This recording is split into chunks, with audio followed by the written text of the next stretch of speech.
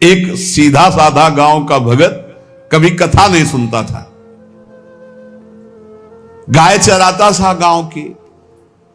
तो एक दिन और गोपाल जो गाय चराने वाले थे उन्होंने कहा, यार कभी तो कथा सुन लो, रात दिन पशुओं के पीछे घूमते हो, पशु बुद्धि, कभी तो कथा सुन लो। तो एक दिन सोचा दोपहर के भोजन गांव में पाएंगे जाके अपने घर में, और कथा हो रही वहीं से निकल लेंगे, जो सुन लेंगे तो सुन लेंगे। खड़े खड़े वहां चर्चा चल रही थी, जिसने मनुष्य जन्म लेकर के गुरु मंत्र नहीं लिया और नाम जब भगवान का नहीं किया, उसका जीवन मुर्दा, व्यर्थ जीवन।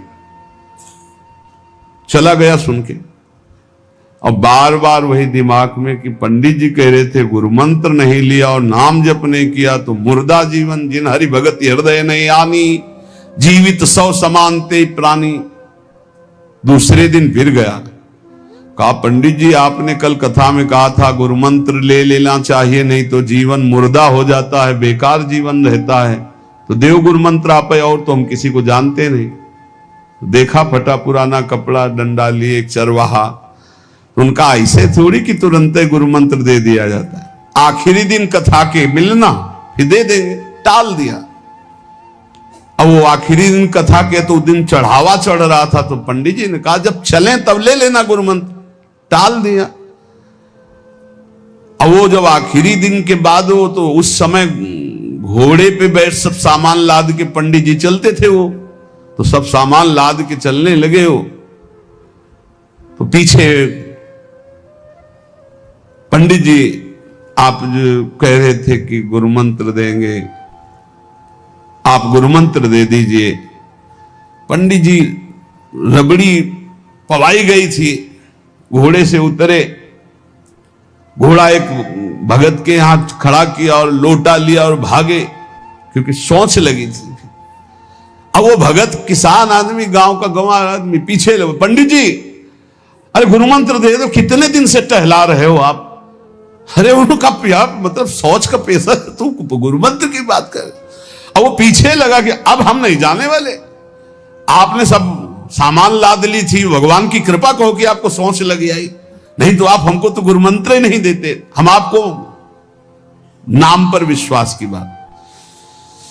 पंडित जी तो दत्त गपोचन, जय गुरुदेव की, जय गुरु। वो दबकाए है दत्त गपोचन, मतलब एकदम मूर्ख आदमी, तो सोच तो। वो प्रणाम कर लिया, जय गुरुदेव, दत्त गपोचन, दत्त गपोचन। जपना न राधा न कृष्ण न राम न हरि। घर आया, बोले आज से गाय चराना बंद। बोले क्यों? बोले गुरु मंत्र मिल गया, अब हम भजन करेंगे, हमारा जीवन मुर्दा नहीं रहेगा, अब जीवन सार्थक रहेगा। और मेहनत करने वाला आदमी, गाय चराने वाला आदमी, अब शुरू हो गया बैठ के धत गपोचन, धत गपोचन। अब इसमें न कोई भगवान नाम है, न कोई मंत्र है, न प्रणव है, न नमो नमः, कुछ नहीं। गांव के लोग, घर के लोग बोले कि यार 50 गाय चराता था, पता नहीं कौन सा हम लोगों का पाप उदय हुआ कि कह दिया कि कथा सुन लेना। अब वो गाय चराना भी छोड़ दिया, अब गपोचन शुरू हो गया। अब उसकी ऐसी लगन लगी, सहज सरल भोले जो होते हैं ना, हरिवंश महाप्रभु कह रहे हैं, मुनि मन ध्यान धरत नहीं पावत, करत विनोद संग बालक भट, दास अनन्य भजन रस कारण, जैसे हित हरिवंश प्रगट लीलानट। लालजू महाराज बड़े बड़े मुनियों के ध्यान में नहीं आने वाले, बड़े विनोदी। रुक्मिणी जी से कहा तैयार हो, भगत के दर्शन करने चलना है। रुक्मिणी जी ने कहा बहुत दिनों बाद आज आपको किसी भक्ति की याद आई, प्रभु जरूर कोई महाभागवत होगा, हम चलते हैं। बोले बहुत विचित्र महाभागवत। चले, साधारण वेश में चलना है। जब गांव में गए, उस भगवान तो सर्वज्ञ ही है, उसके घर के दरवाजे में बैठ गए और रुक्मिणी जी से कहा कि पहले तुम मिल के आओ भगत के, फिर हम मिलेंगे। रुक्मिणी जी ने कहा हाँ ये उत्तम बात है, पहले हम उनको दर्शन दे के और दर्शन करके आती है। तो आंख मूंदे से, न खाना न पीना, धत गपोचन। रुक्मिणी जी इनका ये कौन सा नाम भगवान का, न विष्णु शास्त्र नाम में है, न गोपाल शास्त्र नाम में है, और कहीं हमने पढ़ा नहीं, ये कौन सा भजन कर रहा है? कहे किसका भजन कर रहे हो? चुप रहा। फिर किसका भजन कर? 2-3 बार तो गुस्सा के आंख खोला, देखा कोई स्त्री, तो बोले तुम्हारे खसम का भजन कर रहे हैं। और किसका कर रहे हैं? वो रुक्मिणी जी आ गई, बोले बहुत जानकार भगत है। प्रभु द्वारिकाधीश से कहा बहुत जानकार भगत है। बोले क्यों? बोले हमने कहा कि किसका भजन कर रहे हो, देखो हम इतना छुप के गई थी, लेकिन वो पहचान गए, वो कह रहे तुम्हारे खसम का भजन कर रहे थे। अब भगवान ने कहा हाँ तभी तो हम आए भगत जोड़कर। बोले प्रभु आप दर्शन बाद में करना, जाके पहले हमारा प्रश्न बता दो, प्रश्न का उत्तर दे दो कि आपके विष्णु शास्त्र नाम, गोपाल शास्त्र नाम, बहुत से नाम हैं, ये नाम तो हमने कभी नहीं सुना। भगवान ने कहा ये नाम हमको तो बहुत प्यारा है। बोले आपको कब, मतलब ये कब कैसे नाम रखा गया? बोले बहुत प्यारा है, हमारा ब्रज का रखा हुआ नाम है, ब्रज में मैया ने रखा था। कैसे रखा था? बोले एक दिन मैं माखन चोरी कर रहा था, सखा के कांधे पर खड़ा हुआ, ऊपर माट में हाथ डालकर मक्खन पूरा ऐसे खाता जाता, सखा को पवाता जाता। इतने में मैया और गोपी जन आ गई। एक कन्हैया ये क्या कर रहा है? अब हमने देखा कि फंस गए। हमने कहा कि मैया हमें बहुत भूख लगी थी और देखा कि इसमें चींटी चढ़ी हुई है, तो हम चींटी निकाल रहे थे। तो बोले चींटी कैसे निकाल लेते? यहां पूरा हाथ सना हुआ है तुम्हारा चींटी। बोले अरे भैया तू बावरी, जब चींटी को ऐसे निकालने करते वो अंदर चली जाती तो खबो खबो के निकाला, इसलिए ऐसा इतना हाथ हो। बोले यहां मुंह में भी जब तुम्हारे मक्खन लगा, एक मक्खी बार बार उड़ रही थी तो हम ऐसे मारा तो पूरा मुंह में मक्खन लगा। मैया ने कहा धत गपोचर। बोले ये उस समय का नाम रखा हुआ है, मेरा बाल गोविंद में जब मैया ने रखा था मक्खन चोरी के समय उस। अब आप विचार करके देखो, भगवान का साक्षात्कार गुरु वचनों पर विश्वास होने पर साधारण शब्द बोला तो भगवान तो सर्वलोक महेश्वर सर्वज्ञ, उनके सब अक्षर, जैसे हर अक्षर में आ विराजमान है, का खा गा घा आ, ऐसे ही सब अक्षरों में ब्रह्म विराजमान है। फिर राधा नाम तो स्वयं हरि जपते हैं, और राधा नाम तो परम प्रेम में है और बड़ा गुही है। विश्वास करके जब वो धदगपोचंद जपा तो रुक्मिणी और द्वारिकाधीश भगवान दर्शन देने आ गए, और तुम विश्वास करके राधा राधा जपोगे तुम्हें नहीं प्राप्त हो जाएगा?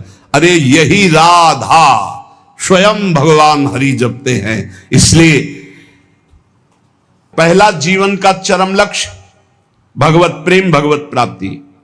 दूसरा, हमारी बुद्धि केवल विचार करे तो श्यामा श्याम के ही विषय में, किसी व्यक्ति वस्तु स्थान का अगर हमारा चिंतन हो रहा, संबंध हो रहा, तो श्यामा श्याम के संबंध से हो। जैसे गोस्वामी तुलसीदास जी कहते, नाते नेह राम के मनियत सुहृद सुसेव्य जहां लो। अगर ऐसा नहीं तो फिर हर वस्तु व्यक्ति स्थान में एक आसक्ति है, वो बांध लेगी, आप श्यामा श्याम तक नहीं पहुंच पाएंगे। इसलिए बुद्धि का जरूरी है प्रिया प्रीतम में स्थित होना। अगर बुद्धि ये निश्चय कर ले कि परम सुख स्वरूप श्यामा श्याम ही हमारे हैं, हम श्यामा श्याम के हैं, सुख है तो श्यामा श्याम के नाम में, रूप में, लीला में, धाम में। अभी आपने सुना आनंद का तारतम्य। तीसरा, जो गुरुदेव ने नाम दिया है इससे बढ़कर महत्व तो किसी नाम में नहीं होना चाहिए, किसी की निंदा नहीं। सब नाम हमारे प्रभु के हैं, पर हमारे लिए सर्वश्रेष्ठ नाम हो गया जो गुरु ने दिया है, जो मंत्र दिया, जो नाम दिया। एक एकांतिक में आए और बोले हम कुछ 2-4-6 महीने से हम आपके शिष्य हैं, मंत्र ले लिया है। स्वप्न में एक महात्मा आए और उन्होंने हमको और मंत्र दिया है, तो अब तो हम समस्या में फंस गए कि आपका दिया गुरु मंत्र जपें या स्वप्न में कोई और महात्मा आए थे उनका दिया जपें, क्या करना चाहिए? तो हमने कहा तस्मात् शास्त्रम प्रमाणम। जब सप्त ऋषि जी आए, स्वप्न में नहीं, सीधे साक्षात आए पार्वती जी के पास, और कहा ये किसके लिए तपस्या कर रहे हो? महादेव जी के लिए। महादेव जी में क्या है, चलो हम तुम्हें भगवान नारायण को पति रूप में, भगवान विष्णु वैकुंठाधिपति अपार वैभव, उनको। तो जो माता जी ने बात कही पार्वती मैया ने, वही बात पकड़नी है। उन्होंने कहा तजऊ न नारद कर उपदेशु, आप कहें सतबार महेशु। सप्तऋषियों, अपने गुरुदेव नारद जी के उपदेश का मैं कभी त्याग नहीं कर सकती, चाहे स्वयं इष्ट देव भगवान शंकर आकर सैकड़ों बार कहें तो भी। तजऊ न नारद कर उपदेशु, आप कहें सत बार महेशु। कोटि जन्म लगी रगर हमारी, बरों संभुनता रहूं कुंवारी। करोड़ जन्म लूंगी, हर बार अपने गुरुदेव के दिए हुए मंत्र का अनुष्ठान करूंगी और देवाधिदेव महादेव को पति रूप में वरण करूंगी, अन्यथा कुंवारी रहूंगी।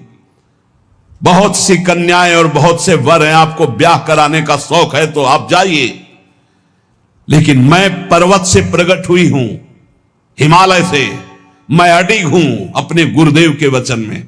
तो यहां कह रहे चौथा, समस्त इंद्रियां भोग विलास के लिए लालायित रहती हैं, सबकी। अब इनको भोग देना भी है, बिना भोग के, बिना विषय के जीवित नहीं रह सकते। शरीर चलाना है, सेवा धर्म पूर्ति करनी है, पानी पीना भी विषय है, अन्न पाना भी विषय है, देखना भी विषय है, सुनना भी विषय है, सब विषय के अंतर्गत आता है। तो यहां अपनी इंद्रियों से जो विषय ग्रहण करना है वो भागवतिक करना है। जैसे हमें पानी पीना है तो प्रभु को अर्पित करके राधा वल्लभ लाल की जय, और फिर भावना करो हृदय में प्रभु विराजमान है, जलपान कर। भोजन भोग अर्पित किया, भगवत स्वरूप प्रसाद, हम प्रसाद पा रहे। वस्त्र प्रसादी, सुनना भगवत विषय, देखना भगवत भाव, बोलना भगवत संबंध से। हर इंद्रियों के विषय को हमें भगवत संबंध से युक्त कर लेना है। यदि भगवत प्राप्ति करनी है, भगवत प्रेम प्राप्त करना है, तो पहला चरम लक्ष्य, मुझे इसी जन्म में भगवत प्राप्ति करनी, भगवत प्रेम प्राप्त करना है। दूसरा बुद्धि का पूर्ण समर्पण अपने आराध्य देव श्यामा श्याम में। तीसरा गुरु प्रदत्त नाम रूप लीला गुण सेवा उपासना सांगोपांग गुरु प्रदत्त। चौथा, समस्त इंद्रियां भगवत संबंध से युक्त। पांचवा, जीव का चिंतन प्रत्येक क्षण पदार्थ, व्यक्ति, परिस्थिति, विचार भोगों के, क्रियाओं के, संबंधियों के, जहां जहां जाए वहां से हटाकर अपने लक्ष्य श्यामा श्याम में लगाओ, या जहां जहां जाए वहां प्रिया प्रीतम की भावना करो। जीवन का प्रत्येक पल किसी व्यक्ति के विचार में, वस्तु के विचार में, स्थान के विचार में, भोग विचार में, जहां जहां जाए वहां से हटाकर श्यामा श्याम में लगाओ, या जहां जहां जाए वहां श्यामा श्याम को देखो। बहुत सुख मिलता है, अपार सुख मिलता है।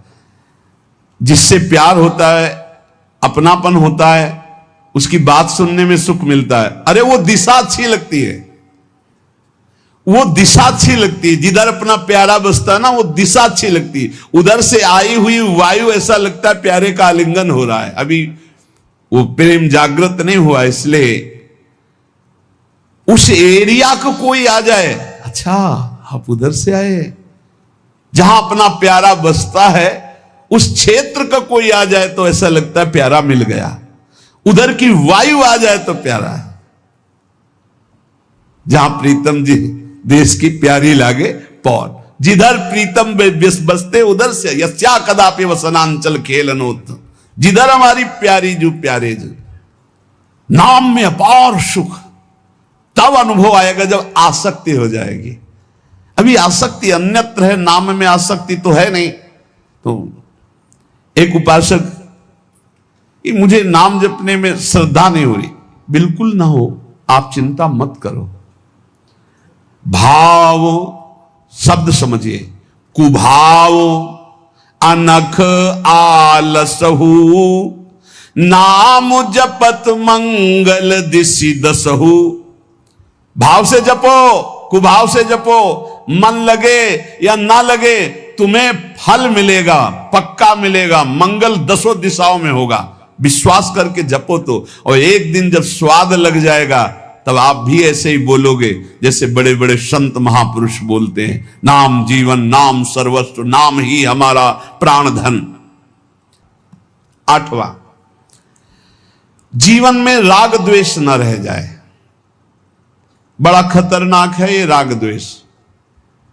अगर किसी से राग है तो बड़ा सूक्ष्म होता है राग का धागा, और वो जब हमारे ऊपर संकट आएगी, विपत्ति आएगी, या तो वो धागा दिखाई देता कि अभी वो है ना।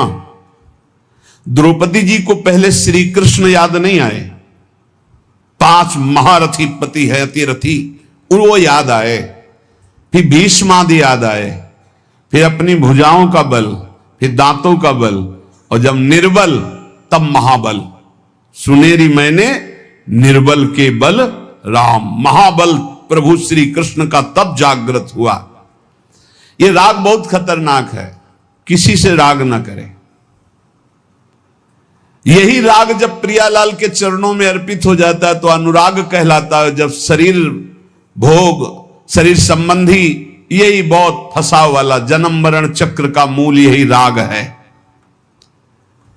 और जब इसमें बाधा पड़ती तो द्वेष हो जाता है। द्वेष बहुत खतरनाक है।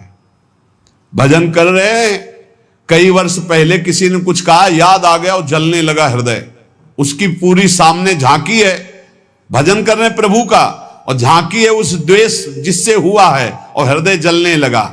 या कभी वो सामने पड़ गया तो देखकर जल, द्वेष ना होने पावे, अजात शत्रु ते सदा, भक्त अजात शत्रु होता, एक भी पूरा सृष्टि में शत्रु ना होने पावे। 9वां, प्रत्येक परिस्थिति में अपने आराध्य देव के द्वारा दिया गया मंगल विधान है ऐसा मानना। एक बार हमने सुना था, उस समय किडनी का रोग प्रकाशित नहीं हुआ था, कि असाध्य रोग भगवान की विशेष कृपा से प्राप्त होता है। तो साधन पर उस समय जोर था, तो डर लगा कि असाध्य रोग कृपा कैसे हो सकती है, ना साधन में बैठ सकते हैं, पीड़ा रहती होगी तो भजन भी नहीं हो सकता, तो ये कृपा कैसे हो सकती है असाध्य रोग।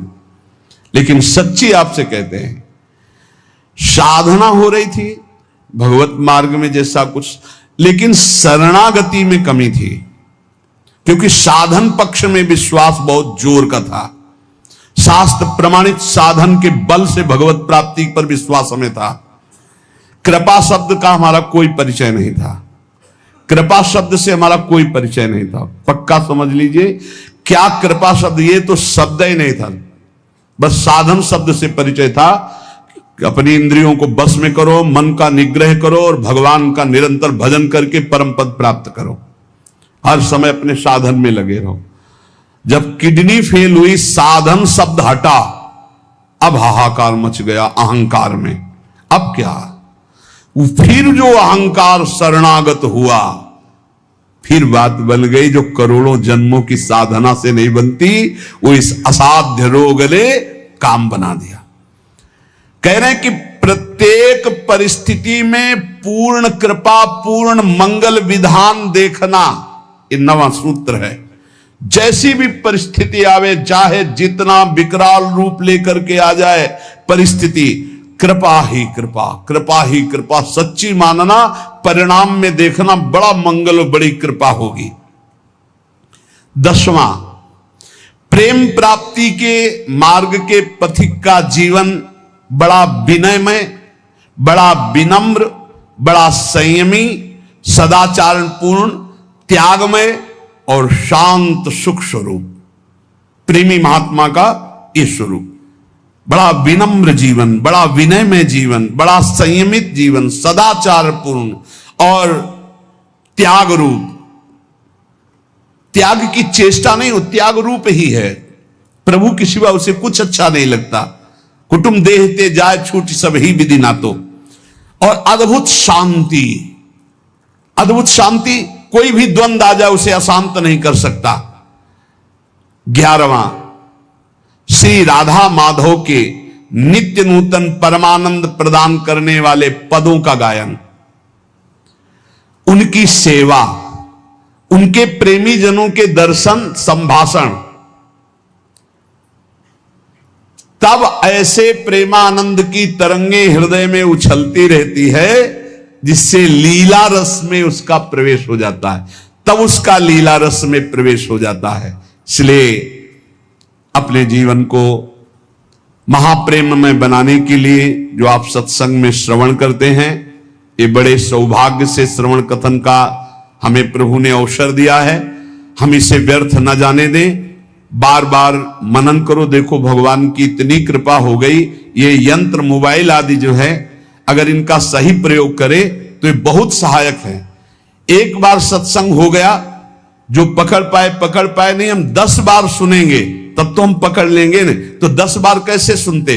अगर ये मोबाइल ना होते, ये यंत्र ना होते तो हम कैसे सुनते? बड़ी कृपा भगवान ने की। जैसे जैसे कलयुग हमारी स्मृति का अपहरण कर रहा है, तो भगवान के द्वारा प्रेरित होकर विज्ञान भी वैसी सहायता कर रहा है कि एक बार का सत्संग हमें पकड़ में नहीं आया तो हम 10 बार मोबाइल से सुन सकते हैं। बस हर चीज में गुण दोष है, तो मोबाइल के दोष को स्वीकार न करें। प्रपंच देखना, गंदी बातें देखना सुनना अगर शुरू कर दो तो दिन भर ही उसी में लग जाएगा। मतलब की बात देखो, संत महापुरुषों के सत्संग को सुनो और उसका मनन करो, उसको अपने आचरण में उतारो और एक क्षण भी नाम से विलग न रहो, जीवन का परम लाभ। शेष चर्चा आगे। श्री राधा वल्लभ लाल की।